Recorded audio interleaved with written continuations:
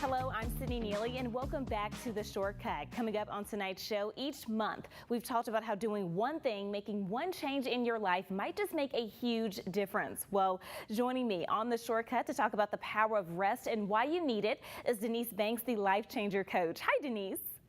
Hey, Sydney. Why is the power of rest important?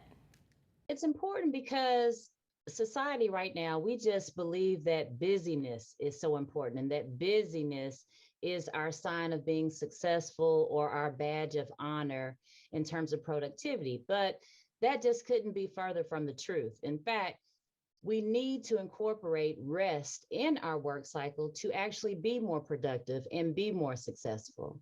Last month, we talked about the power of now, and this month, it's the power of rest. How do you define rest exactly? Are we talking about sleep?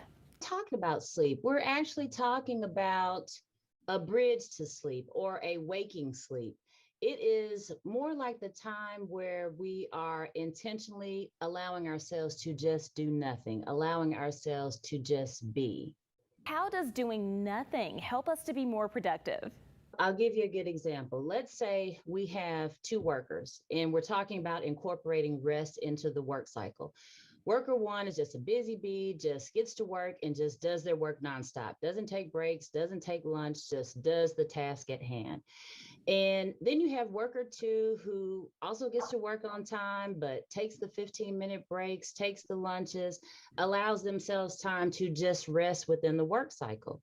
Well, initially, people will say, well, I want worker one. Worker one gets the job done. And worker one does get the job done, but it is short lived, it is short term. Ultimately, worker one will just burn the candles at both ends and burn out.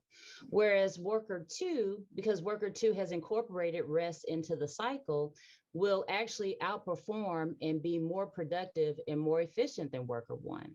That's a great example of how rest works. I mean, even God rested on the seventh day. So why do we think we shouldn't rest? Great tips as always. Thank you so much, Denise, for joining us. For more information, make sure you check out her website, thelifechangercoach.com. That's all the time that we have for tonight's show. I'm Sydney Neely, and I'll catch you next time on The Shortcut.